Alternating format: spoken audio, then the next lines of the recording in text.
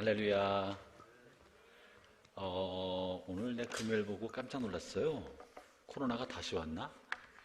이렇게 한 자리에, 한 줄에 한 분씩 앉아 계셔서 우리 교회 코로나가 온 줄로만 생각됩니다. 서로 인사합시다. 사랑합니다. 축복합니다. 제가 오늘 좀 복장을 좀 편하게 입었습니다. 특별히 제가 변화된 건 아니고요. 그냥 입다 보니 그렇게 된 겁니다. 의미 부여하지 마시고 좀 이상해졌나? 일본 갔다 오더니 사람이 좀 이렇게 생각하지 마시고 그런 거 아니고 그냥 있다 보니까 그렇게 됐구나 생각하시면 되겠고요.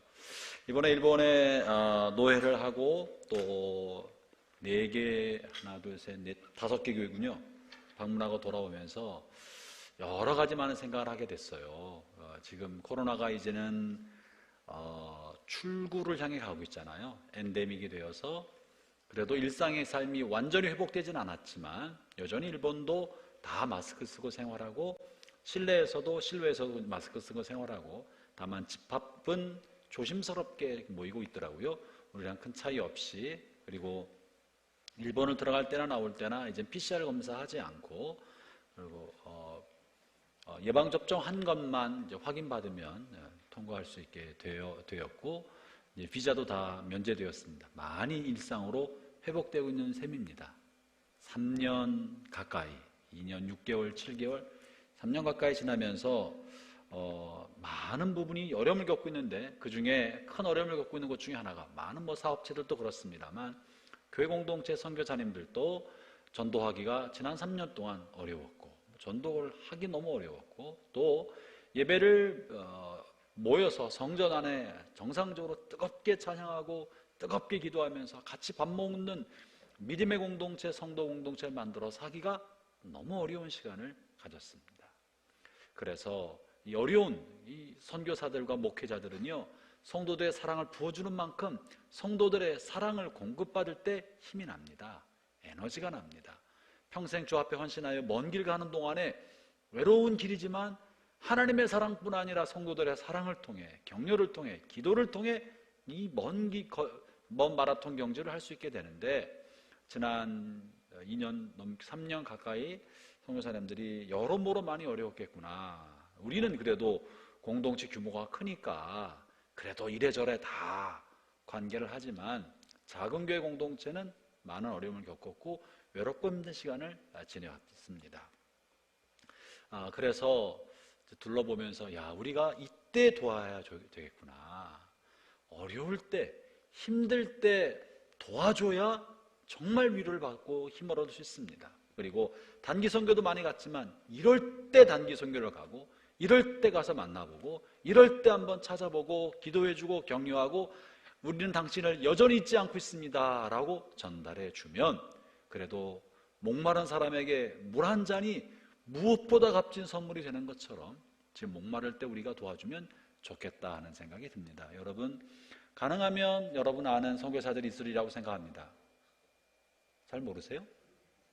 아는 선교사님들 함께 자취했던 분들이나 이전에 이러저런 관계를 했던 분들은 이참에 카톡도 좋지만 손편지 한번 보내시고 또 뭔가 연락을 해봐서 안부를 물어보고 격려하고 기도하고 있다는 그런 메시지를 준다면 여름날에 목마른 사람에게 시원한 물 한 잔이 될 거라고 생각을 합니다. 그리고 할 수만 있으면 같이 모아서 가면 좋겠습니다. 아멘? 아멘 하신 분들은 다음 주 이제 나가사키 다 같이 가는 거예요. 백현수 권사님 같이 갑시다. 네. 그래서 우리가 시간이 곧 되고 기회를 되어서만 아니라 애쓰고 힘써서 한번 만들어서 방문하면 좋겠다 생각이 되고요. 이번에 나가사키에서는 나가사키 입당을 벌써 3년 전에 2년 전 넘게 다 해놓고선 입당 예배를 못 드리고 지나왔어요. 이렇게 한번 하나님 앞에 감사 예배도 드리지 못한 채 지나왔습니다. 알다시피 나가사키 교회는 강성원 목사님께서 선교관으로부터 시작해서 정말 적은 수의 성도들과 함께 고군분투하면서 목회하고 선교하고 복음을 전하다가 하나님의 크신 은혜로 여러 교회가 돕고 우리도 우리 건축 헌금을 모아서 전달해 주지 않았습니까? 우리가 입당할 때 그때 우리가 한번 헌금을 전달해 주었었는데 그런 걸로 건물을 구입해서 다 수리해서 이제 입당 예배를 드리려고 하고, 그때 제가 노회장이라고 와서 또 축복해 주면 좋겠다 해서 가려고 합니다. 11월 첫 주죠. 가려고 하고, 그럴 때 한번 우리가 또 선물을 준비해서 좀 전달해 주고 함께 가서 격려해 주면 선교사님들에게 큰 격려가 되리라고 생각합니다. 한번 시간을 내보시면 좋겠고요. 나가사키도 한번 가지만 뿐만 아니라 다른 곳 우리가 또 몇 군데라도 더 얼마든지 열 때 한번 더 몇 차례 시간을 내서 가면 좋겠다 생각을 합니다. 자, 오늘 이제 계시록 우리가 14장까지 왔습니다. 잠깐 쉬어서 그런지 계시록 다시 한번 전체 그림을 그립니다. 계시록은 어려운 책이 아닙니다. 계시록은 상징과 은유, 비유로 쓰여 있지만 당시에 있는 사람들에게 준 편지였고 소아시아 7교회 성도들에게 보낸 편지였기 때문에 그 편지를 받는 사람들은 이 편지인 계시록을 읽을 때 이해했다, 이해할 수 없었다. 그 편지를 읽을 때 이것을 깨닫기 위해서 굉장한 계시가 필요했다. 대체로 성도들은 이 내용을 읽고 대체로 알 수 있었다. 대체로 알 수 있었던 거예요. 우리가 생각할 때 난해하지만 당시 성도들이 이 글을 읽을 때는 신비한 무슨 비밀의 문자나 수수께끼가 아니라 대체로 알만한 내용으로 실려 있었던 것입니다. 대체로 알 수 있었던 까닭은 당시의 유대인들이나 당시의 그리스도인들이나 당시의 사람들 중에서는 이 비유와 은유가 무엇을 의미하고 상징하는지 기본적인 정보를 공유하고 있었기 때문에 대체로 뭔지 이해할 수 있었던 것입니다. 그리고 핵심은 당시에 있는 소아시아 7 교회에게 보낸 편지이기 때문에 교회의 상황이 어떤지가 중요한 거예요. 교회 상황은 어땠다고요? 박해 아래 있었고 박해로 인하여 많은 사도들이 다 죽었고 또 교회의 지도자들은 잡혀갔고 교회는 큰 박해를 받고 있었고 이단이 많았고 또 정부로부터 말로 할 수 없는 탄압을 받고 있었던 그런 탄압과 박해 시대적 상황 속에 있었던 것입니다. 그래서 이 박해 현상을 어떻게 이해하며 이것을 하나님의 뜻은 무엇인가가 당시 성도들이 갖고 있었던 고민이었던 거예요. 그리고 어떻게 이 박해를 이겨나가야 될까? 오늘 우리의 삶을 향한 하나님의 뜻은 무엇인가가 이 메시지를 주기 위해서 주님께서 반모섬에 있는 요한에게 계시를 주었고 그가 받은 계시를 글로 남겨서 전달하도록 한 것입니다. 또 이 같은 박해는 당시에 있는 소아시아 교회뿐 아니라 이것은 역사 속에서 단 한 번 일어났다, 시대에 따라 계속 반복되어 왔다. 계속 반복되어 왔다. 그죠? 그렇기 때문에 우리는 오늘 시대, 오늘의 상황에 맞게 본문을 재해석해서 볼 수 있는 것이고 시대에 반복되어 왔기 때문에 이것은 이것밖에 없다고 단정적으로 어느 한 사람이나 특정한 시대만 단정적으로 말하는 것은 본문을 왜곡하는 것이다. 절대 그렇게 해석하면 안 되고 이것은 7 도장의 비유, 7 나팔의 비유, 7 대접의 비유 같은 것이 약간씩 다르게 반복된 걸 통해서 매번 새로운 시대에 새로운 방법으로 하나님이 반복해서 역사하고 있다는 것을 말해주는 것입니다. 그럼 오늘날 우리 시대는 이것이 무엇인가를 오늘의 안목에서 해석해야지 역사의 단 한 번적인 사건으로 이해해서 이건 이거다라고 해석하는 건 대단히 잘못이다. 그죠? 우리 이런 내용 다뤄왔죠? 처음 듣는 거 아니잖아요. 오늘 한 번 더 정리하면서 오늘 본문의 중요한 내용을 좀 살펴보려 하는데요. 다시 봅니다. 계시록의 구조를 살펴봅니다. 계시록에 먼저 제가 이런 이야기를 계속 반복하는 까닭은 여러분이 계시록을 읽을 때 문자에 빠지거나 문자에 나와 있는 상징에 함몰돼서 전체를 보는 큰 관점을 잃어버리면 여러분은 늪에 빠지고 미로 속에 들어가서 헤어나오지 못합니다. 미로에서 탈출할 수 있는 방법은 전체 조감도, 멀리서 조감도를 보면 미로를 탈출할 수 있는 길이 보이는데 멀리서 보지 못하고 안에 들어가 있으면 보이지 않는 거예요. 그래서 반복해서 큰 그림을 말씀드리는 거예요. 그러면 이 큰 그림 속에서 미로를 헤쳐나올 수 있는 안목과 통찰력을 갖게 되는 거죠. 여기는 땅입니다. 땅에서 지금 어떤 일이 벌어지고 있느냐 하면 교회가 박해를 받고 있었고요. 성도들도 칼에 목베임을 당하고, 그리고 하늘에서 내리는 재앙으로 온갖 재앙이 믿지 않는 사람에게만 내리는 것이 아니라 믿음의 사람들에게도 많은 재앙이 같이 임했어요. 지진이 나도, 또 천재지변이 생기고, 또 하늘에 별이 떨어지고, 달이 핏빛으로 변하고, 많은 재앙과 환란들이, 혹은 질병이, 바이러스에 대한 질병이 믿음의 사람이나 아니나 가르치지 않고 많이 마구 퍼져나갔습니다. 이렇게 땅 안에 많은 재앙과 박해가 땅에서 일어나서 믿음의 성도들을 곤란하게 만들었어요. 이것이 반복해서 벌어졌습니다. 땅에서 일어나는 일입니다.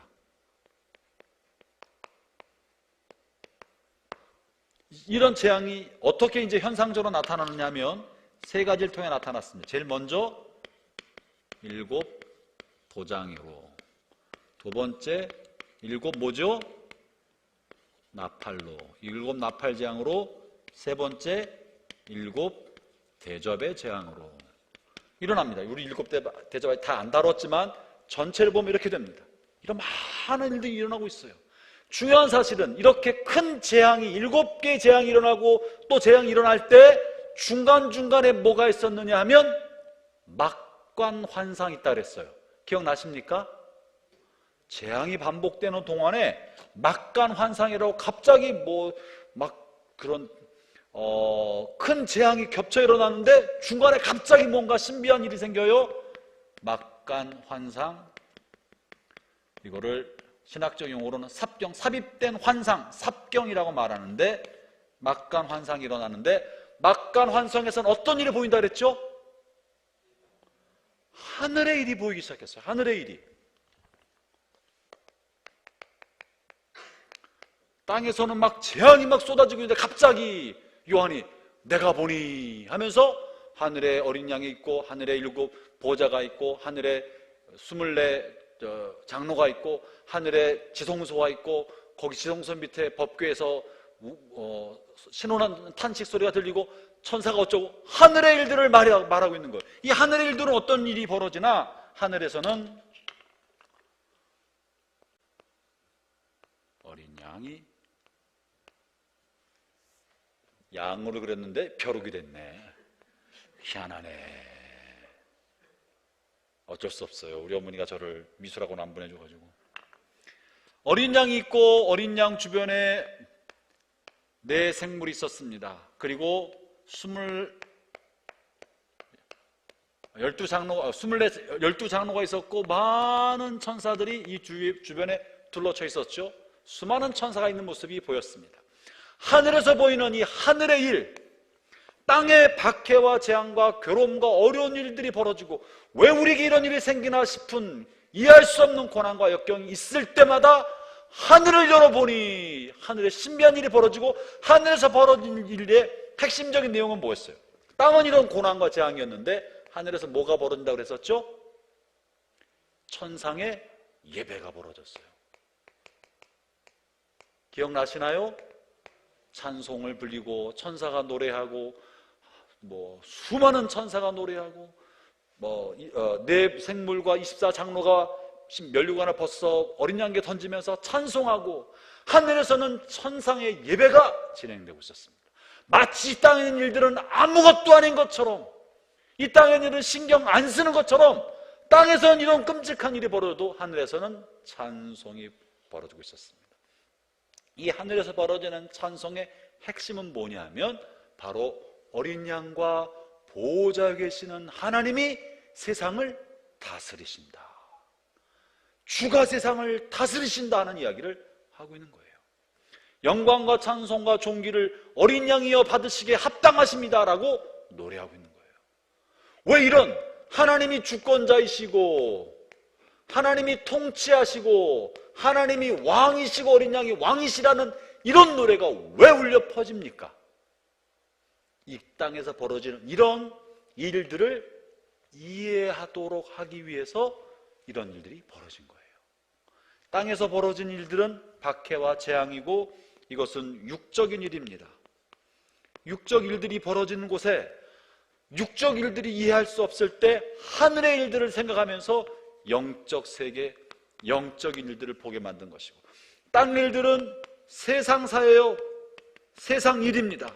그러나 하늘의 일을 보면서 이것은 하나님 나라의 일을 보게 하기 위하여 주께서 삽경, 막관 환상을 통하여 이런 일들을 보여주셨다는 거예요.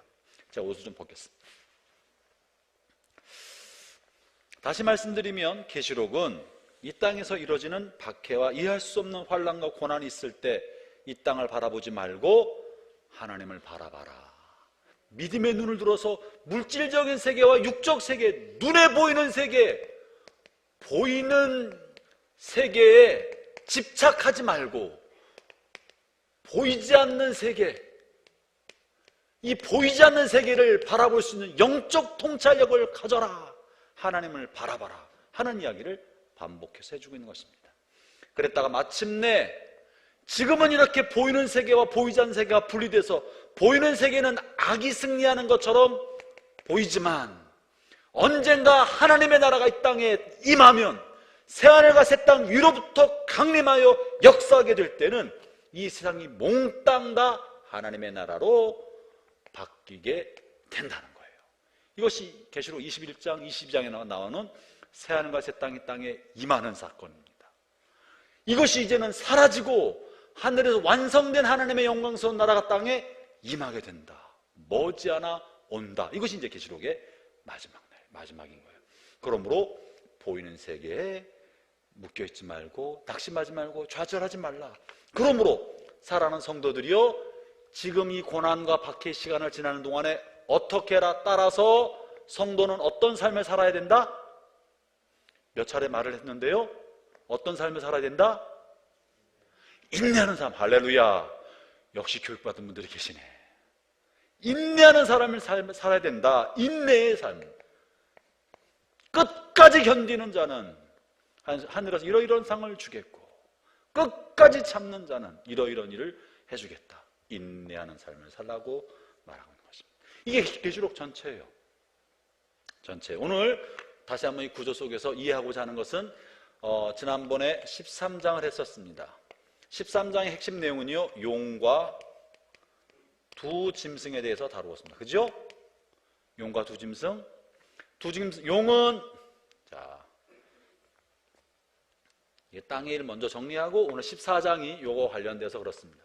13장 뭘 했냐면 용과 두 짐승을 했는데, 용은 사탄입니다. 얘는 마귀라고 그랬죠. 옛뱀, 큰 용, 옛뱀, 마귀라고도 하고 온 천하를 소란하게 하는 그런 자가 내어 쫓겼다. 용은 마귀였었습니다. 용이 큰 뱀으로도 나타나서 여자를 쫓아서 여자를 죽이려 하였고 사내아를 낳은 여자를 공격하려 했는데, 하나님이 여인을 광야로 보내서 독수리의 날개를 통해 보내서 보호하셨다는 이야기를 살펴보았고요. 이 12장에서 본 이야기고요. 이 용이 바닷가에 섰을 때 바닷가로부터 한 짐승이 올라왔는데 그 짐승의 모양은 다니엘서에 나오는 그 짐승의 모양과 흡사했었고, 이 짐승의 한 짐승, 첫 번째 짐승은 어떤 영향을 갖고 있었다고요? 다니엘서에 나오는 그 짐승의 모양 곧 로마 제국이다. 그래서 제국의 힘, 정치적 세력이라고 말씀드렸습니다. 기억나시죠? 첫 번째 짐승은 제국, 국가적 힘을 가지고 있는 정치적 세력이라고 말씀드렸고, 두 번째 짐승은 이 첫 번째 짐승을 떠받들게 만드는 존재고, 사람들로 하여금 첫 번째 짐승을 향하여 숭배하도록 만드는 그런 존재였었습니다. 그래서 이 두 번째 짐승은 말로 사람들을 설득해내는 종교적 세력이다. 그래서 이 두 번째 짐승을 이름하여 거짓 선지자라고 말합니다. 14장부터는 얘를 거짓 선지자로 표현합니다. 그래서 용과 이제 첫 번째 짐승만 짐승이라고 말을 하고요, 두 번째 짐승은 이젠 거짓 선지자라고 표현합니다. 거짓 선지자. 용, 짐승, 이 셋을 악의 삼위일체라고 말하고 이 셋이 하나가 되어서 악의 세력을 땅에 건설하는 거예요. 하나님을 대적하고 사탄적인 사상과 사탄적인 원리를 세상에 전파해서 사람들로 하여금 이것을 따르게 만들고 궁극적으로 하나님을 떠나 사탄적 삶, 사탄을 숭배하지, 직접적으로 사탄이라고 숭배하지 않지만 사단의 원리를 따라 살아가는 삶을 살게 만듭니다. 그것이 뭐냐면 경제적 영향력이었어요. 사단의 원리를 따라 살아가는 삶을 만드는 게 경제적인 부분에서, 그래서 이 경제적인 부분에 나타난 게 뭐였냐면요, 사람들의 손과 이마에 표를 받아서 경제를 장악하여서 사람들의 삶을 통제하는 수단으로 썼다 그랬죠. 그게 뭐예요? 666이었습니다. 이게 지난 시간에 한 거예요. 낯선 것처럼 앉아 계시지 마시고, 맞습니까? 우리가 주의해야 될 것은 오늘날, 그래서 마귀는 뿔 달고 피 흘리고 이빨 있는 그런 존재로 등장한다기보다도 마귀는 이 종교적인 혹은 문화적인 철학적인 이념적인 가르침으로 우리들의 마음속에 첫 번째 힘, 제국과 이 사회를 이끌어가는 힘인 오늘날 이게 뭐라고 제가 지난 시간에 말씀드렸죠? 돈, 만몬. 이 만몬이 어쩌면 오늘날에는 이 첫 번째 우리가 숭배하고 숭상하고 있는 실체라는 거예요. 돈과 하나님을 겸하여 섬기지 못한다고 했는데 오늘날 우상숭배가 무당푸닥거리라고 생각하는 것은 적절하지 못합니다. 짐승을 스위스의 본부를 가지고 있는 컴퓨터라고 생각하는 건 굉장히 어리석은 생각입니다. 오늘날 사람의 마음을 사로잡고 있어서 힘을 가지고 있고 마음을 사로잡고 있게 만드는 대상이 뭐냐고요?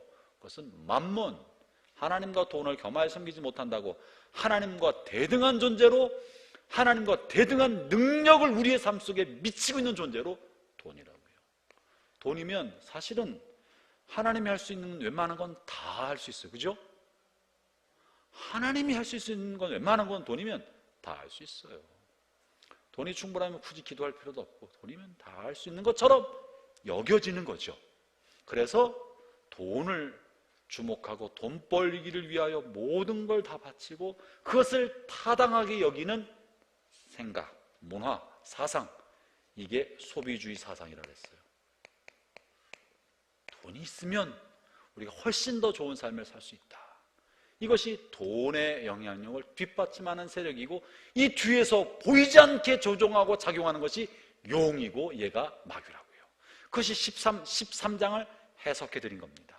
기억나십니까? 오케이, 여기까지 했다고요. 이제 14장이에요. 14장은 13장과 조금 대조를 이룹니다. 13장은 악의 삼위일체를 다뤘다면 이 14장에서 나오는 악의 삼위일체, 이게 이제 하나님으로 말하면 성부, 성자, 성령인 거예요.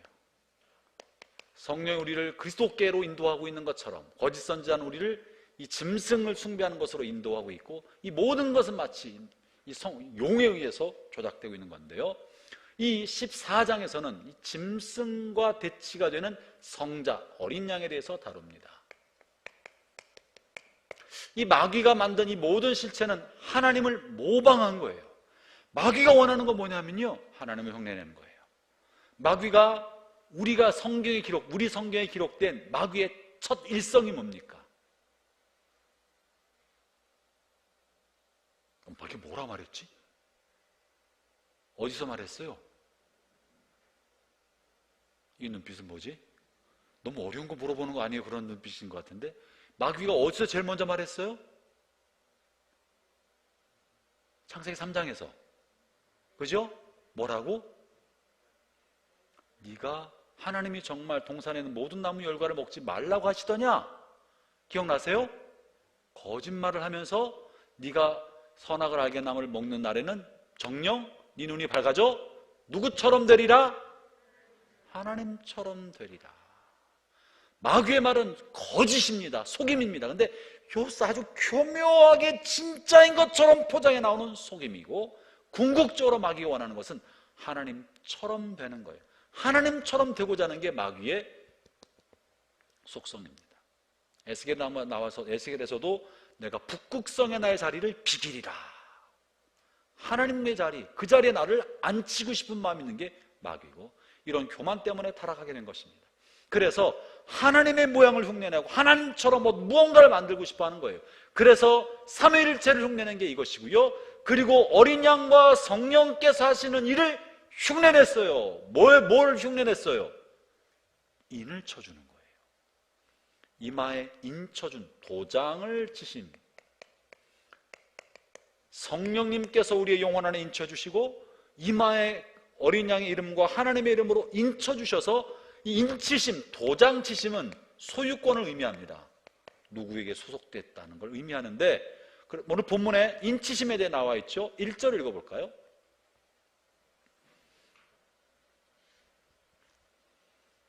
1절 시작. 어린 양은 시온산에 서 있었습니다. 그 곁에는 이마에 그분의 이름과 아버지 이름이 새겨진 14만 4천 명이 서 있었습니다. 인치심, 도장침, 이거는 원래 하나님께서 성령으로 말미암아 구별된 하나님의 사람에게, 영원한 하나님 나라에 들어갈 하나님의 사람에게, 하나님의 사람으로 확정한 하나님의 사람에게, 구원받은 하나님의 사람에게, 하나님의 자녀 삼아준 그 사람들에게 지울 수 없는 도장으로, 이거 맞나? 이건가? 도장을 찍어준 거예요. 부인할 수 없는, 영적 세계와 온 우주가 부인할 수 없는 하나님의 자녀라는 표식으로 우리 눈에는 보이지 않지만 성령으로 가슴에 도장을 쳐주신 거예요. 이걸 흉내낸 게 뭔가? 이걸 흉내낸 게 666인 거예요. 사탄이, 마귀가 자기의 소속된, 자기를 따른 이들의 손이나 이마에 도장을 찍어 주었는데, 그 도장을 잘 살펴보면 뭐라고요? 이는 사람의 순이, 그 수는 666이었더라. 이것은 그 짐승의 이름이나 그 사람의 이름의 수다, 짐승의 이름으로 새겨진 거예요. 그래서 이 666은 무슨 바코드라고 보는 거 미련한 일이다, 그거 아니다. 그죠?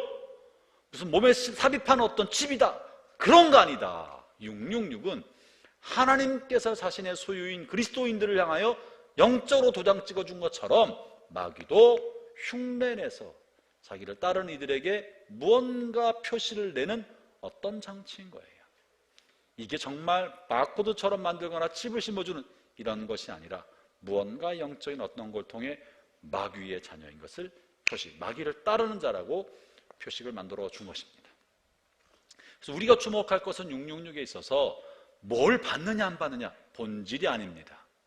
본질은 내가 누구를 따르고 있느냐, 내가 누구를 따르고 있느냐가 본질인 거예요. 아, 나는 말세의 바코드가 666이라는데 나는 안 받았다, 이거 문제 아니고 내가 누구를 따르고 있나, 내가 하나님과 그리스도를 따르고 있나, 내 마음속에서 오늘날 이 사회에서 짐승의 역할을 차지하고 있는 만몬의 정신, 소비를 통해 자아 실현한 것처럼 자아 실현할 수 있다고 끊임없이 말하고 있는 거짓 선지자, 오늘날 자본주의에서, 언론에서, 매스컴에서 마케팅하면서 끝없이 쏟아내고 있는 마케팅, 소비주의, 소비를 통해서 자아를 실현할 수 있다, 뭔가 사면 뭔가 실현할 수 있다, 뭘 하면, 돈을 쓰면 뭔가 얻을 수 있다고 하는 거짓 가르침을 따르고 있나. 우리가 굳이 마귀를 따른다 말하진 않아요. 짐승은 자기를 거짓 선지자로 위장하는 겁니다. 내 안에 뭐가 중심을 이루고 있나, 여러분, 그것이 여러분이 누구의 소유인지를 판가름해준다는 사실을 아셔야 합니다.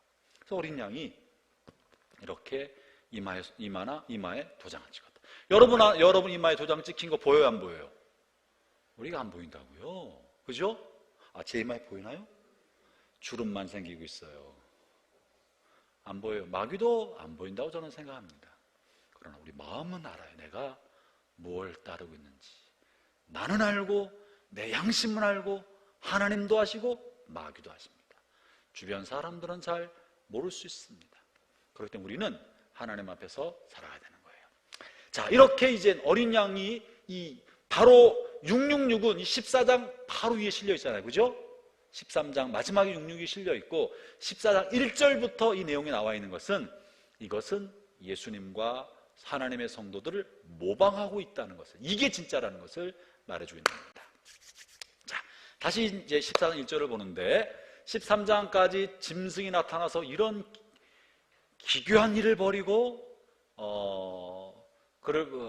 이 666을 받지 않은 사람, 짐승의 표를 받지 않는 사람들은 매매를 하지 못하고 장사를 못하고 경제활동을 못하게 하면서 박해를 주는 거예요. 어려움을 주고 이 땅을 짐승과 용의 지배 아래 마귀의 세상으로, 악의 세상으로 만들어가고 있는 거예요. 여러분이 악의 세상이 막 칼부림하고 아이를 먹고 뭐 이렇게 서로 죽이고 이런 난장판이 아니에요. 그죠? 속으면 안 됩니다. 악의 세상이 폭력과 살인과 끔찍한 범죄가 만연한 세상이 아니라 경제를 장악하고 있는 게 악의 세상이에요. 그죠? 이 내용이 그래요. 경제를 장악하고 마귀의 원리를 따르지 아니하면 경제 활동을 못하는 이 사회를 운영하는 이 세력이라는 사실을 잊으면 안 됩니다. 마귀가 무슨 무서운 뿔 달린 것으로 나오는 게 아니고 우리 마음을 사로잡는 거예요. 마음을 통제하는 겁니다. 그럴 때 악이 관영할 때 중요한 사실은요, 이 패턴입니다. 악이 관영할 때 세상이 왜 이렇게 돌아가지 싶을 때 하나님 우리한테 뭘 하라고 그러신다고요? 하늘을 바라봐라. 보이는 세상이 다가 아니고 보이지 않는 영적인 세계 하나님의 나라를 주목하여 바라봐라 하는 것이 계시록의 패턴이에요. 그래서 14장 1절이 뭐로 시작하느냐면요, 쉬운 성경에는 좀 그게 강하게 와닿지 않지만 개역개정판에는요 강하게 와닿습니다. 지금 이 666에 관한 말을 하다가 갑자기 14장 1절 한번 개역개정판으로 열어주시겠습니까? 제 목소리 좀 크게 들리나요? 잘 알아들으시겠어요? 제가 좀 흥분하면 목소리가 좀 커지는데 양해해 주시 바라고. 제가 목소리가 크면 중요한 얘기 하나 보다 좀 써야 되겠다 생각하면 아무도 안 써. 나만 혼자 그냥 막 피 터지게 얘기하는 것 같아요. 나중에 한번 우리 계시록 하신 분 시험 볼지도 몰라요. 열심히 얘기했는데 기억 안 난다고 그러면은. 14장 1절 읽어보겠습니다. 시작. 또 내가 보니 보라 어린 양이 시온 산에 섰고 그와 함께 14만 4천 명이 서 있는, 거기까지. 지금 땅에는 666 어둠의 실체 짐승이 다스리고 용이 다스리고 있는 세상이 왔는데, 그런데 요한은 지금 뭘 하고 있느냐면 보이는 세상을 쳐다보지 않고 악이 관영한 세상에 함몰당하지 않고 요한은 눈을 들어 어린 양을 바라보고 하나님 나라를 바라보고 영적 세계를 바라보고 주님의 나라를 보고 있는 거예요. 여러분, 이것이 계시록에서 말하고자 하는 핵심 메시지인 거예요. 이걸 놓치면 안 돼요. 우리의 삶에 이런 일들이 벌어질 때 내가 보니 누구를? 저를 쳐다보지 말고 누구를 본다고요? 어린 양을 바라보고 하나님을 바라보라는 것입니다. 사랑하는 자매 여러분, 여러분의 삶 속에도 이런 일이 벌어질 때 이해할 수 없는 일을 낙심시킬 만한 일, 재앙과 박해와 칼과 질병과 온갖 어려운 일이 생길 때 이 땅에 있는 것, 보이는 세상 일 때문에 함몰당하지 말고 눈을 들어 어린 양을 바라보기를 축원합니다. 주님을 바라보라는 거예요. 주님이 세상을 통치하신다는 걸 믿으라는 거예요. 아니 어떻게 지금 짐승이 다스리는데 그래도 주님이 통치하신다, 이걸 믿어라. 이게 계시록에 있는 이야기예요. 눈을 들어 내가 주님 바라봅니다. 어린 양을 바라봅니다. 만물을 통치하시고 왕으로 좌정하시는 주님을 바라봅니다 라고 주님 바라보기 시작할 때 그 눈이 비늘이 벗겨지면서 환상이 보이고 14만 4천 명의 하나님의 군대가 눈에 보이고 내 생물과 24장로들이 하나님을 찬양하는 소리가 귀에 쟁쟁하게 들려오기 시작한 거예요. 저는 저나 여러분이나 인생을 살아가면서 때때로 주님 바라보면서 천국이 우리 눈에 환히 보이는 것처럼 보이고 천사들이 노래하는 소리가 가슴 벅차게 울리는 것처럼 그렇게 울려 퍼지기를 축원합니다. 그게 박해 시기를 살아가는 성도들의 삶이라는 것이에요. 어린 양을 바라봐라. 이렇게 이 짐승을 바라보지 말고 어린 양을 바라보라는 거예요. 자, 그러면 이 어린 양을 바라볼 때 함께 보여준 것이 뭐냐면 14만 4천 명의 사람들이 보였다. 14만 4천 명. 오늘은요, 이 14만 4천 명에 대해서 좀 다루려고 합니다. 이들은 누구일까? 이들은 어떤 사람인가에 관련된 것입니다. 여기 이제 지웁니다. 제가 왜 복습을 이렇게 많이 하고 그날 할 거는 또 한 절반밖에 안 하나? 이거는 한 번 듣고는 다 잊어먹기 때문에 반복해서 말을 하고 기억나게 하려고 하는 거예요.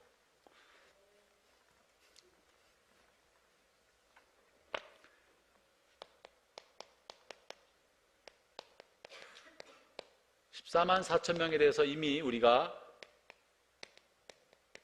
7장에서 한번 다루고 14장에서 또 한번 나옵니다. 7장에서 14만 4천 명에 대해서 다뤘던 거 기억하시나요? 이거 기억하시면 정말 박수 받을 만한 분이고, 이걸 기억 안 하신 분들은 왜 오셨습니까? 들어도 자꾸 잊어먹으면 어떡해요. 14만 4천 명 7장에서 나왔었어요. 어떻게 나왔었느냐면 어떻게 나왔죠? 우리가 14만 4천이 2단에 자꾸 말하기 때문에 이건 분명히 알고 있어야 되는 거예요. 666도 마찬가지고. 14만 4천 어떤 사람이었었죠? 7장 이야기하면 찾아라도 좀 보지. 컨닝도 안 해요. 14만 4천 명은 이스라엘 12지파에서 나온 사람들입니다. 12,000명씩 12지파에서 나오니까 14만 4천 명이 된 거예요. 12지파에서 12,000명씩 14만 4천 명. 맞죠? 이스라엘 사람들이라는 거예요. 이스라엘 12지파 사람들이다.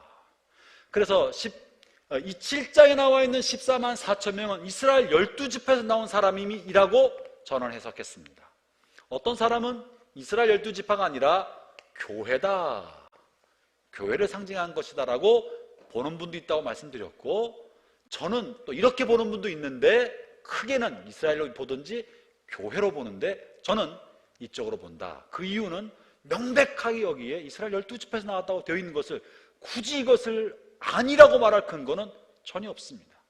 성경에 명백히 써 있는 것을 부인하려면 부인할 만한 합당한 근거가 있어야지 본인의 추론으로 그걸 부인할 수는 없는 거예요. 그래서 저는 명확하게 12지파라고 쓰여 있기 때문에 7장에 나와 있는 14만 4천 명은 이스라엘 12지파 속에서도 구원받은 사람들이 나오고, 이 구원받은 12지파 사람들은 이스라엘의 회복, 7장에 나와 있는 12지파 사람은 하나님께서 마침내 메시아를 통하여 이스라엘 백성을 회복시키고 이스라엘 나라가 언젠가는 회복이 있을 거라는 바울의 로마서 9장과 10장에 있는 그 이야기처럼 이스라엘이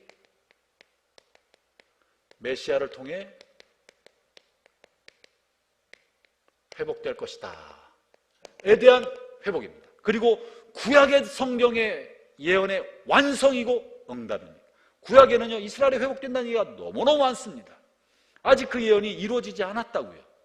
이 구약에 이스라엘이 회복될 것이고 산지 사방에서 이스라엘이 모여들어서 예루살렘의 하나님의 나라가 이루어지고 메시아의 통치가 이루어질 것이라는 그 예언의 회복이 14만 4천이라고 저는 보는 거예요. 이 해석은 다수는 아닙니다. 그렇다고 아주 소수도 아닙니다. 그러나 많은 사람이 저와 같이 해석합니다. 그런데 그래서 7장은 그런데 14장에 나오는 14만 4천은 이것과는 좀 다른 결을 가지고 있어요. 이 사람들은 누굴까? 3절과 4절에 이 14만 4천을 해석하는 열쇠가 있는데요. 3절, 4절 읽어보겠습니다. 우리만 성경으로 보죠. 시작. 그들은 보좌와 네 생물과 장로들 앞에서 새 노래를 불렀습니다. 그 새 노래는 이 땅에서 구원함 받은 14만 4천 명 외에는 아무도 부를 수가 없었습니다. 이들은 여자와 더불어 죄를 짓지 않고 자신을 깨끗이 지킨 자들입니다. 그들은 어린 양이 가는 곳이라면 어디든지 따라가는 자들이며 하나님과 어린 양에게 첫 제물로 바쳐진 이 땅의 사람들 가운데 구원받은 자들입니다. 여기 어디에도 이스라엘이라는 흔적을 찾아볼 길이 없습니다.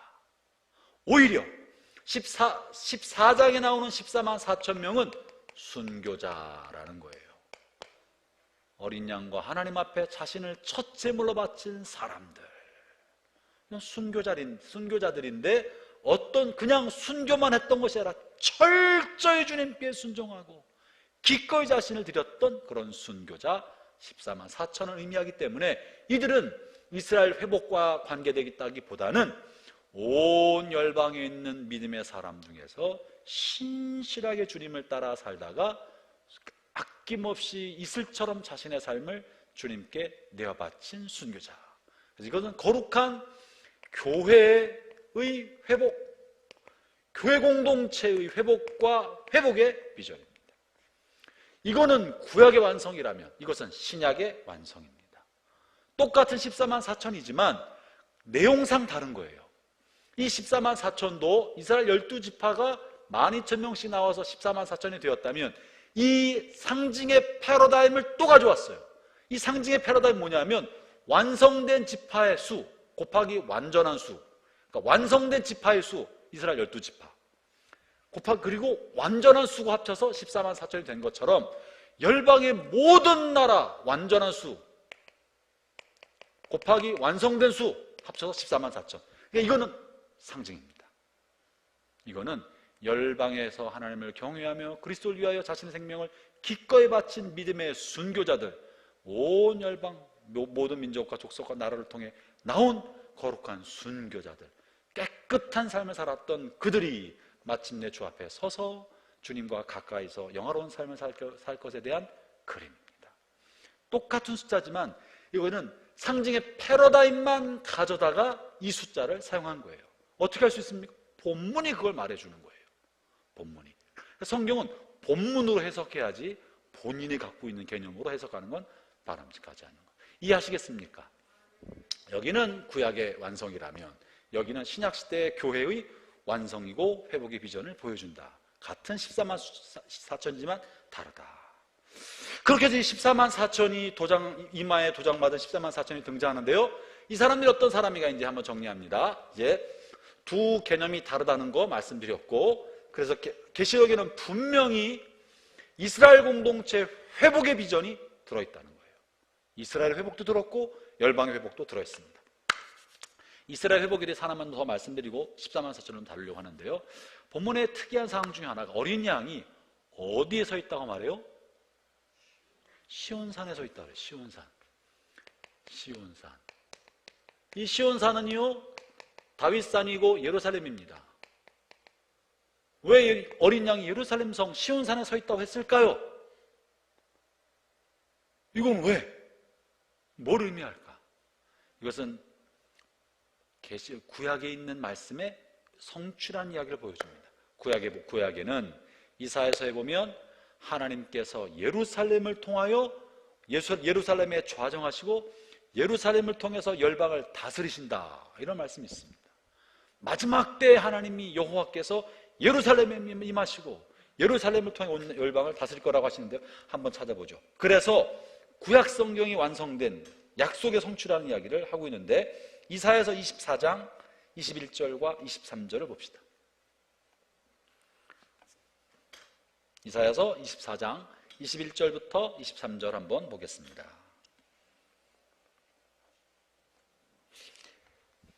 요 14만 4천과는 좀 다르지만 하나님이 구약의 완성, 예언의 성취라는 차원에서 계시록도 쓰고 있다는 사실을 알아야 됩니다.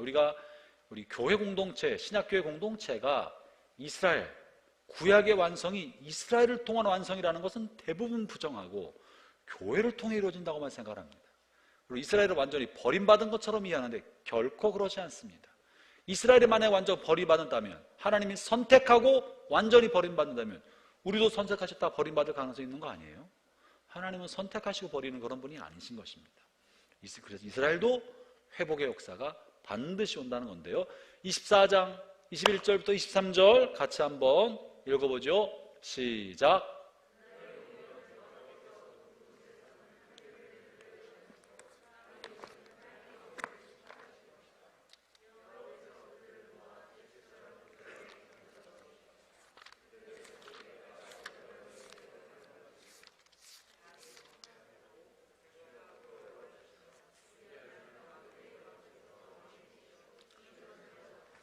여호와께서 왕이 되시어 어디에서요? 시온산에서 다스리실 것이며, 그날이 되면 여호와께서 왕이 되셔서 시온산에서 다스릴 것이다.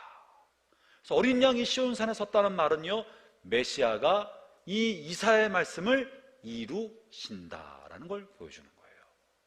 메시아인 그리스도께서, 여호와이신 그리스도께서 시온산에 서서 이제 열방을 다스린다. 아직 이루어지지 않았지만, 그죠? 이루어지지 않았지만 환상을 통해 미래에 될 완성된 그림을 요한이 보고 있는 거예요. 또 하나, 이렇게 하나님께서, 여호와께서, 그리스도께서 시온산에 서고 예루살렘에서 다스릴 것이에 관한 이야기가 뭐 여러 군데 많은데 하나만 더 보겠습니다. 재밌는 사실이 있어서요. 에스겔 43장 1절부터 5절을 한번 봅시다.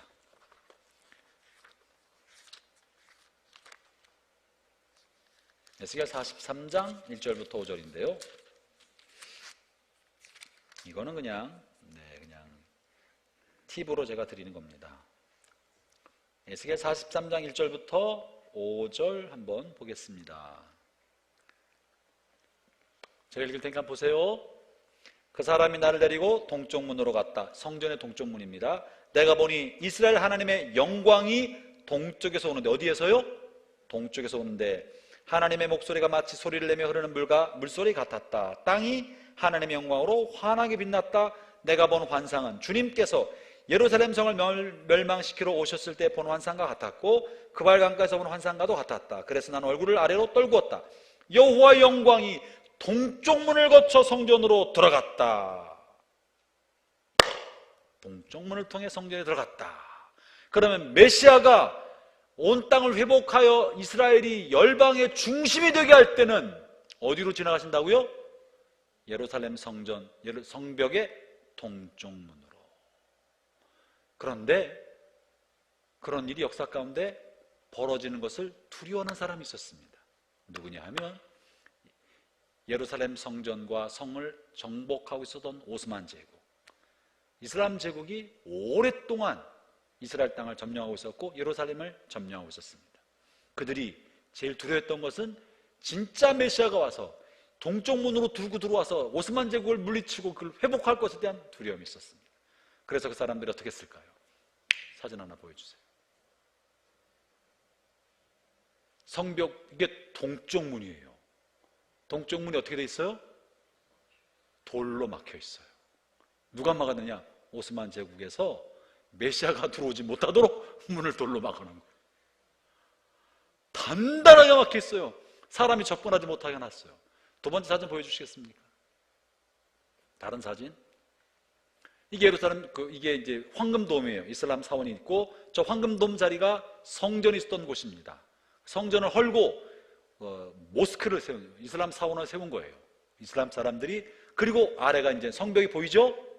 성벽 아래 뉴스이스라고 보이는 그쪽이 동쪽문이에요.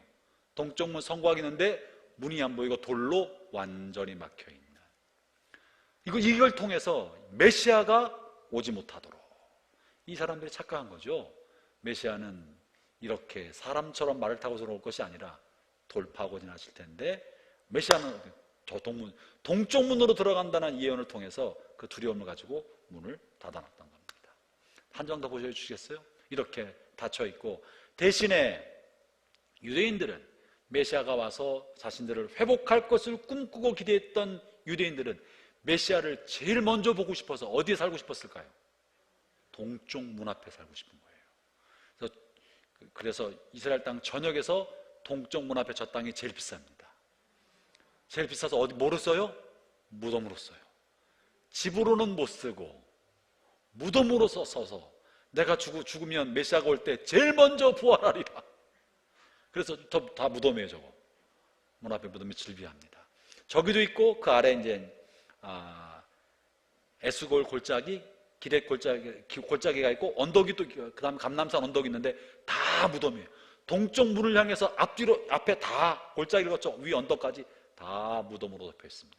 그것은 메시아가 오실 때 영광의 빛이 비칠 때 그 영광의 빛에 먼저 부활하리라 하는 소망을 가지고 부활의 소망으로 유대인들이 저렇게 하고 있습니다. 성지에 가면 볼 수 있습니다.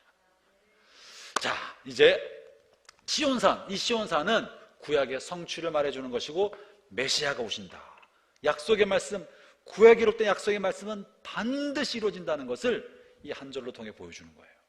그래서 구약의 말씀뿐 아니라 신약에서 주셨던 그 말씀도 마침내 이루어질 것이라는 주님의 약속의 말씀에 대한 믿음을 가지라, 이런 이야기를 내가 보니 시온산의 어린 양이 서 있다는 말 속에 함축적으로 다 들어있는 겁니다. 그리고 이제 14만 4천에 관해서 이제 말씀드리죠.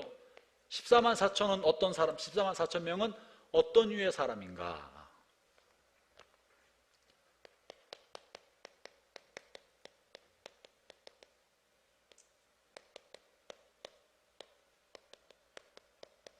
어떤 사람이 14만 4천에 들어갈 수 있을까? 저나 여러분도 14만 4천에 되어서 주님과 가까이, 아주 가까이 주님을 근접해서 볼 수 있고 주님과 더불어 살아가는 그런 영광을 누렸으면 좋겠습니다. 중요한 사실은요, 모든 성도가 다 똑같은 레벨에 있는 것은 아니라는 거예요. 우리가 7장에서도 살펴보았지만 4명의 생물이 있고 24장로가 있고 그리고 14만 4천 명이 있었고 14만 4천 명 밖에 14만 4천 명 외에 헤아릴 수 없는 많은 사람들이, 각 나라 족속과 백성과 방 안에서 나온 이루 셀 수 없는 많은 무리가 일어난다는 표현이 있었던 거 보았죠? 그들은 14만 4천과는 다른 류의 사람들입니다. 여기서도 마찬가지예요. 그래서 천국에서는 어느 정도 레벨이 있는데 그 레벨은 무엇 때문에 나눠지나 봅니다. 이들은 어떤 사람인가? 이들이 갖고 있던 중요한 특징이 있는데요. 자, 먼저 2절과 3절의 중요한 특징이 실려 있는데, 그리고 폭포 소리 같기도 하고 큰 천둥 소리 같기도 한 소리가 하늘로부터 들려왔습니다. 그것은 사람들이 14만 4천이에요. 검은 고를 타는 소리 같았습니다. 그들은 보좌와 네 생물과 장로들 앞에서 새 노래를 불렀습니다. 14만 4천의 특징은요, 폭포 소리 같은 찬송을 불렀습니다. 할렐루야. 얼마나 찬송을 크게 했으면 폭포가 쏟아지는 것 같은, 검고를 타는 것 같은 아름다움과 폭포 소리 같은 장엄한 찬송으로 주님을 찬양하고 있었습니다. 형제자매 여러분, 이것이 14만 4천 명 성도의 첫 번째 특징입니다. 하나님의 은혜 아래 사는 사람, 주님과 거리가 가까운 사람, 친밀한 사람이 갖고 있는 첫 번째 특징이 뭔가? 찬송이 살아있는 거예요. 찬양이 살아있는 거예요. 이 찬양은 노래가 아닙니다. 주님을 향한 사랑의 고백인 거예요. 늘 마음속에 혀끝에 주님을 향한 사랑의 고백이 끊임없이 살아있는 거예요. 오죽하면 이렇게 말했겠습니까? 폭포 소리 같은 찬송으로 주님을 찬양하도록. 형제자매 여러분, 시간마다 때마다 찬송이 여러분의 입술과 마음에 살아있게 하기를 축원합니다. 얼마 전에 며칠 전이었어. 제가 이제 외국에 나가면 혼자 있을 때가 많이 있잖아요, 그죠? 늘 사람이 주변에 있는 건 아니니까 외국에 있을 때 혼자 있을 때가 많고 숙소에 혼자 있을 때 그때 제 스마트폰에 이제 찬송가가 많이 들어있는데 찬송가를 꼽고 이제 뭐 걷거나 듣거나 하는 시간을 많이 가지고 있습니다. 그런데 공교롭게도 어떤 한 앨범 그 하나를 1시간짜리 앨범을 여러 번 계속 반복해서 들었어요. 그랬더니 하루 종일 그 중에 가슴에 꽂혔던 찬양 입술에 계속 나오는 거예요. 잠잘 때도, 아침에 눈 뜰 때도, 세수할 때도 그 찬송이 입속에 마음속에 계속 맴돌아서, 야, 그래, 나 이 찬송가 가사처럼 계속 이걸 묵상하도록 하시는구나 싶은 생각이 들었습니다. 여러분, 주식하는 사람들 주식 장만 쳐다보고 있으면 몽땅 다 주식 그래프처럼 보여요.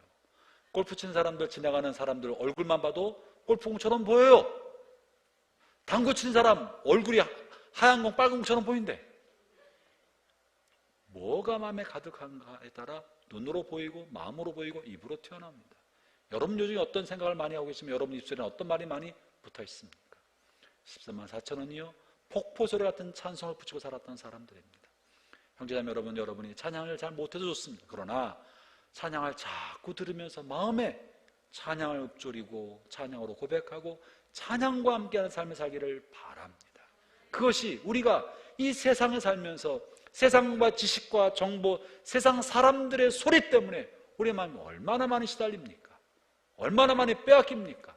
얼마나 많이 사람들의 이야기를 듣고 그쪽으로 흘러갑니까? 그런데 찬송을 계속 부르고 찬송을 계속 듣고 마음의 찬송을 계속 머무르게 하면 그 찬송이 나의 생각을 만들고 입술에 말을 만들고 우리 인격을 변화시켜 가지 않겠습니까? 14만 4천 명의 특징, 폭포소리 같은 찬송을 했다는 거 잊지 말고 찬송과 함께 하시기를 축원합니다. 아울러 큰 소리로 폭포수처럼. 우리는 그렇게 크게 찬송을 못했는데, 우리 성가대도 한 20명밖에 안 돼서 잘 못하는데, 오는 주일날 이 본당이 꽉 찰 겁니다. 오늘 주일 3시에 각 교회에서 40명씩, 6개 교회에서 40명 이상씩 몰려오기로 했습니다. 남의 얘기처럼 듣네. 이거 얼마나 기가 막힌 일인데, 반경 1km도 안 되는 6개 교회에서 40여 명씩 와서 본당을 꽉 채운다니까요. 우리는 못 채웠는데. 그리고 폭포수 같은 찬양이 있을 줄로 믿습니다. 찬양하는 사람들이 모여서 하나님만 찬양하고. 제 마음에 있는 소망 중에 하나예요. 각 교회가 주님을 함께 찬양한다면 각 나라 족속과 백성과 방언에서 헤아릴 수 없는 많은 사람이 일어나 주를 찬양하는 그날이 오는 것처럼 각 교회가 찬양하는 거 얼마나 주님이 기뻐하시겠어요. 찬송을 불렀다는 거, 찬양을 그렇게 마음에 담기를 바랍니다. 두 번째는요, 어떤 찬송을 불렀느냐면요, 3절에 보면 어떤 찬송을 불렀어요? 어떤 찬송이요? CCM?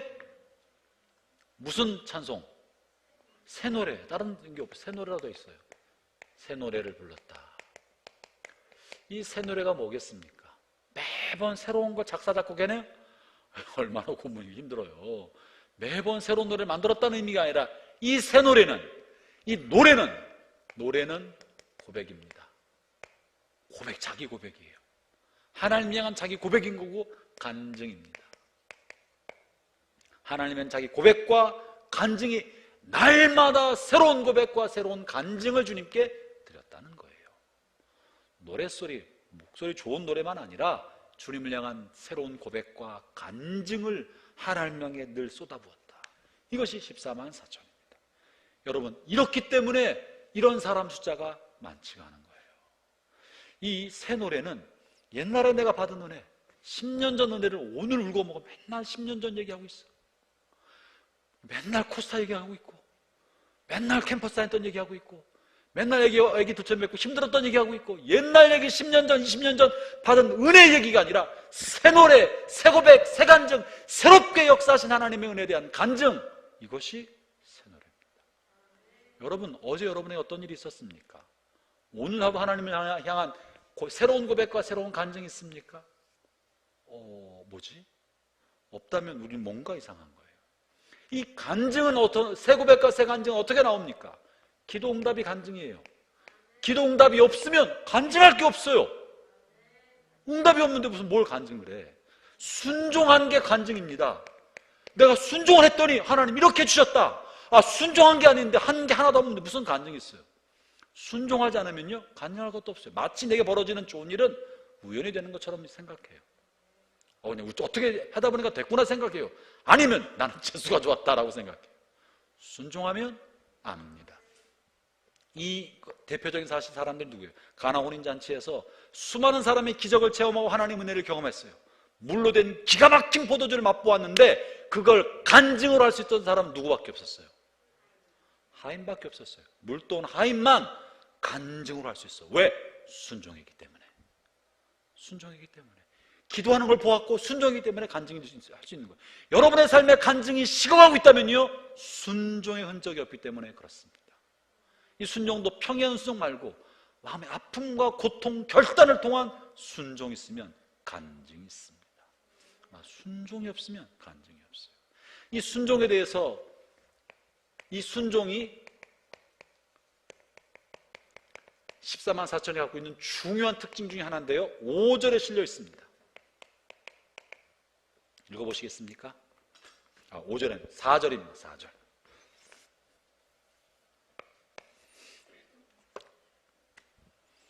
4절. 함께 읽겠습니다. 시작. 이들은 여자와 더불어 죄를 짓지 않고 자신을 깨끗이 지킨 자들입니다.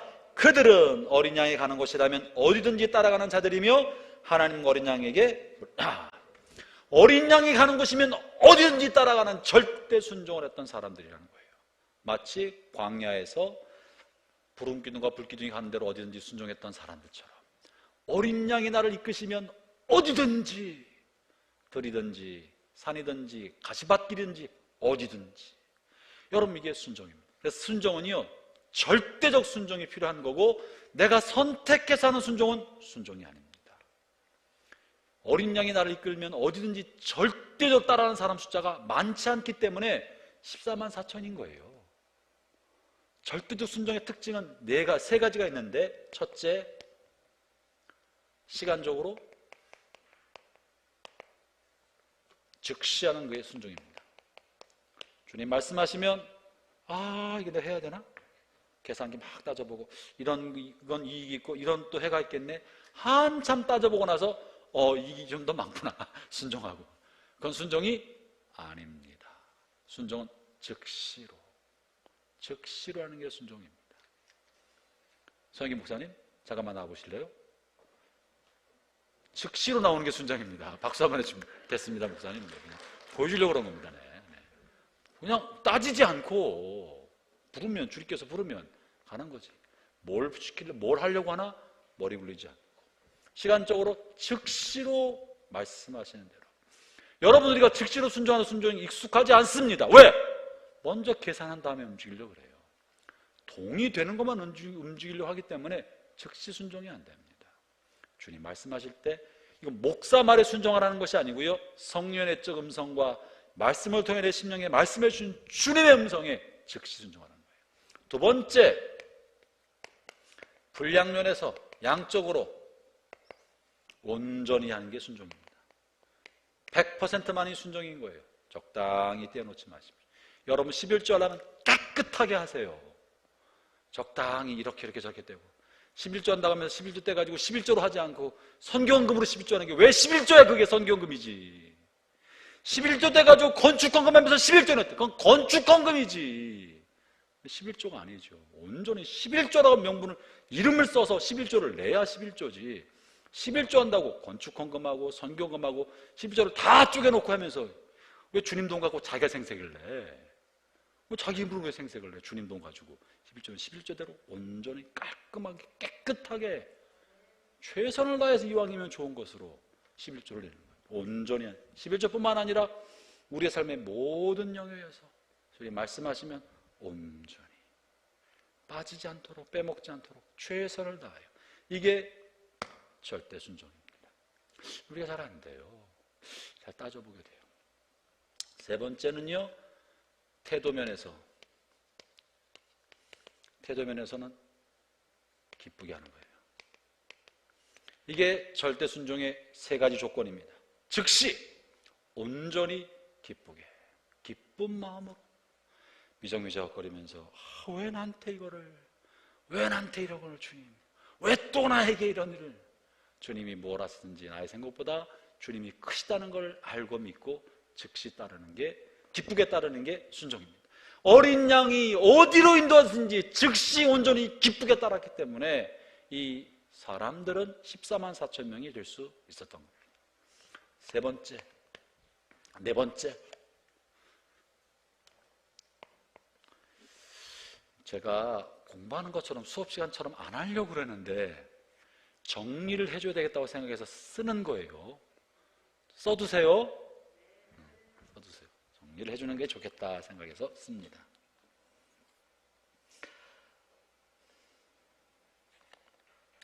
어, 4절에 보면요,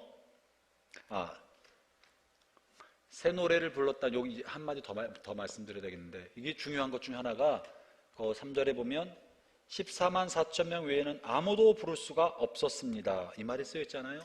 왜 14만 4천 외에는 아무도 이 노래를 부를 수 없습니까? 본인의 간증이 안 되기 때문에 못 부르는 거예요. 그냥 노래가 아니라 본인의 삶으로 고백이 안 되니까 이 노래를 부를 수 없는 거예요. 우리가 노래로서는 부를 수 있습니다. 찬송으로는 부를 수 있어요. 그러나 여기서 말하는 새 노래는 곡조가 있는 그런 노래가 아니라 간증으로 드리는 고백이고, 이 고백은 내 삶의 체험적 간증, 내 삶의 그런 실제가 없으면 입으로 하는 그냥 앵무새 노래에 지나지 않는 것입니다. 여러분, 찬송 중에 그 찬송 있잖아요. 이게 참 어려운 찬송 하나, 그러나 우리 마음을 우리 마음에 큰 감동을 주는 찬송 중에 하나가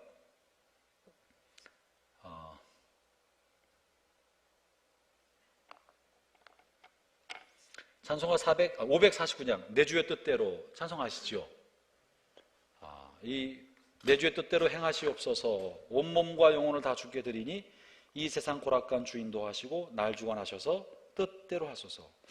가벼운 찬송이지만 결코 가볍지 않습니다. 이 찬송은요 슈몰크 목사님, 독일 목사님이 목회하다가 신방을 나가서 신방하고 돌아와 봤더니 집이 다 불타버린 거예요. 다 불타고 집안에는 어린 두 아이가 자고 있다가 불과 함께 산화되었습니다.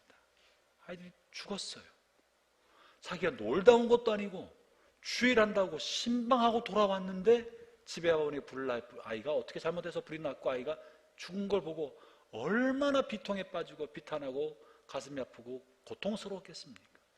그렇게 고통에 아픈 가슴을 쓰리 아픈 가슴을 붙들고 얼마 시간을 지나다가 그가 튀어나온 고백이 이 고백인 거예요.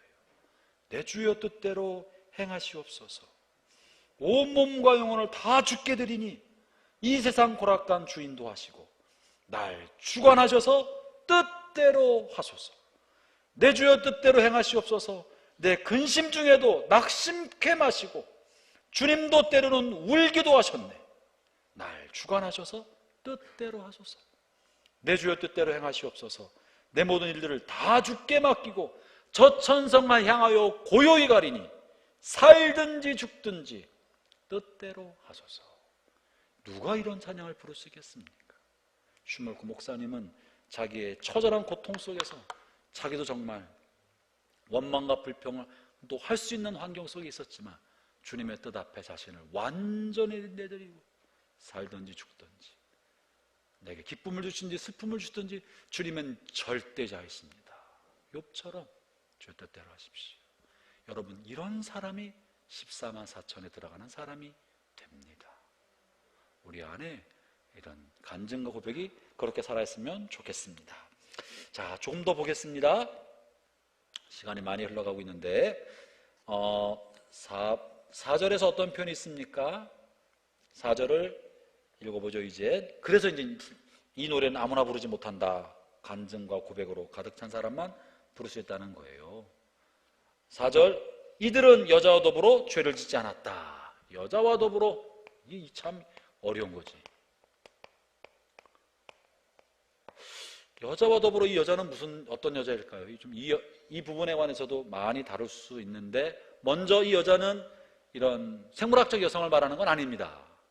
또 심지어 결혼을 하지 않은 결혼을 죄로 여기는 것 동정을 말하는 건 아닙니다. 이걸 문자적으로 해석하면 동정이라고 해석할 수 있습니다. 문자적으로. 그래서 캐톨릭에서는 동정, 신부와 수녀, 주님께 자신을 완전히 드린 사람은 동정의 삶을 살도록 요구를 합니다. 이런 것이 그 근거가 되는 겁니다. 그러나 이거는 본문을 지나치게 문자적으로 본 거지 본 뜻은 그것이 아닙니다. 여자는 성경에서 두 가지 의미를 가지고 있는데 하나는 12장에서 나와 있던 내용입니다. 12장에서 여자는 뱀에 의해 또 큰 용에 의해 쫓기는 사람으로 나타나죠. 그 여자는 뱀과 큰 용으로부터 공격받고 사내아이를 낳아서 하나님이 독수리 날개를 통해 광야로 보존시키는 그 여인, 하나님이 보호하시는 여인이 있습니다. 하나님 보호하신 이 여인은 누구냐면 여기를 제가 지우겠습니다. 이 여인은 호세아에서 표현된 여인과 같은 여인인데 이것은 내가 내게 장가를 들어 너와 영원히 살겠다 하고 하나님께서 신부 삼아주는 사람, 이스라엘 백성을 말합니다.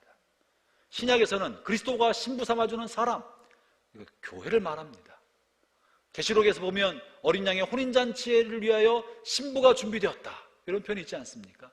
이것은 거룩한 성도 공동체를 말합니다. 여인은 성도들입니다. 교회인 것입니다. 이것이 성경을 해석하는 정통적인 해석입니다. 성경에 나와 있는 상징적인 여인은 그리스도의 신부를 의미합니다. 그리고 12장에 나오는 여인도 그렇습니다. 교회입니다. 반면에 본문에 나온 여인은 그렇지 않은 거예요. 이건 뭔가 여자 더불어 이 여인은요, 하와를 통해 죄가 들어온 것을 통해 보여주는 바 죄로 유혹하는 여인, 죄로 유혹하는 어떤 대상자. 그래서 이것은 죄의 근원을 의미합니다. 미혹하는 자. 다시 말하면 세상입니다. 세상과 세상의 원리를 여자로 해석합니다. 이 내용은 14장에 보면, 14장이 아니죠. 이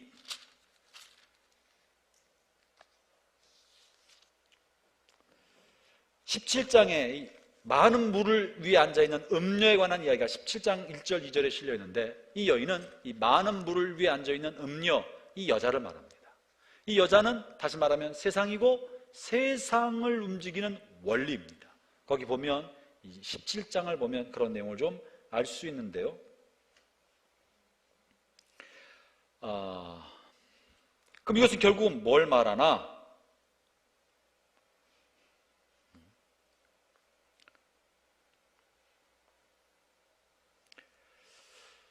요한 1서 2장 16절에는 세상에 있는 모든 것들은 육신의 정욕과 안목의 정욕과 이생의 자랑이니 세상이 그런 거다라고 말하면서 세상에 있는 것들은 하나님 나라에 들어갈 수 없다고 표현하고 있지 않습니까? 그래서 여자와 더불어 죄를 짓지 않은 이 사람은 이렇게 해석할 수 있습니다. 이제 이쪽 지어야 되겠네요. 여자와 더불어, 여자와 함께, 세상과 함께 하지 않은 사람. 세상과 더불어 함께 하지 않은 사람은 산속에 든 사람이 아닙니다. 세상의 원리대로 살지 않은 사람, 짐승의 가르침대로 살지 않는 사람, 세상의 철학과 사조의 마음을 빼앗기지 않은 사람을 말합니다. 오늘날 굉장히 어렵습니다. 이것이 사실 우리가 깊게 다뤄야 되는데, 세상과 어울리지 않고 세상과 함께하지 않고 세상에 속하지 않으면서 세상 속에 사는 성도가 되어야 됩니다. 이게 우리의 실체예요. 세상에 속하지 않았으나 세상 속에 사는 사람, 세상 속에 소금이고 세상 속에 빛이 아니겠습니까? 우리가 세상 속에 살아가지만 세상과 속하지 않으려면 세상의 원리를 따르지 않아야 되는 거예요. 그래서 우리가 세상을 알아야 됩니다. 그러나 세상을 따르지 않아야 됩니다. 여러분이 세상 속에 속한 취미생활 하는 건 문제가 되지 않습니다. 그러나 그것이 마음을 빼앗기면 문제가 됩니다. 돈을 저축하는 건 문제가 되지 않습니다. 그러나 돈의 마음을 빼앗겨서 쩔쩔쩔 매고 있으면 여러분 심각한 문제가 되는 것입니다. 취미생활하는 문제가 안 돼요. 여러분 골프도 하고 다이어트도 하고 운동도 하고 등산도 하고 다양한 취미 활동을 즐기는 건 문제가 안 돼요. 그러나 그것 때문에 주님께 나가는 것을 게을리하고 있고 그것이 삶의 우선순위를 차지하고 있다면 여러분 그것은 분명히 세상에 속한 사람이 되는 것입니다. 어떻게 구분하고 이것이 어려운 거예요. 정신을 차리지 아니하면 우리는 여자와 더불어 죄를 지은 사람, 여자와 더불어 사는 사람이 됩니다. 사랑하는 형제자매 여러분, 14만 4천에 속하는 건 쉬운 일이 아닙니다. 본문에서 말하는 마지막 중요한 한마디만 하고 이제 마치는데,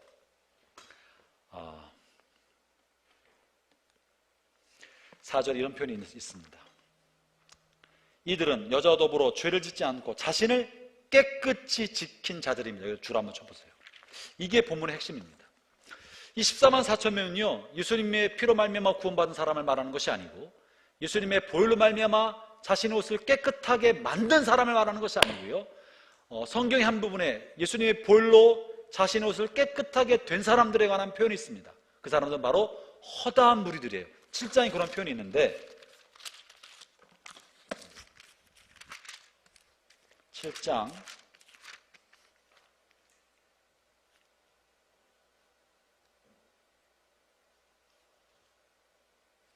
14절 이런 표현이 있습니다. 7장 9절부터 허다한 군중, 세아릴 수 없는 많은 사람에 관한 이야기를 쭉 하면서 그들에 관하여 14절 후반절입니다. 이들은 큰 고난을 겪은 자들입니다. 이들은 어린 양의 피로 자신들의 옷을 씻어 희게 하였습니다. 예수님 피로 깨끗한 입은 모든 사람들이 허다한 무리에 포함되는 거예요.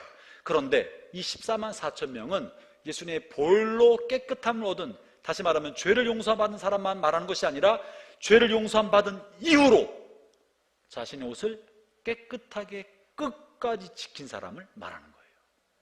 본문에 강조하고 있는 것은 지킨이라는 거예요. 지켰다.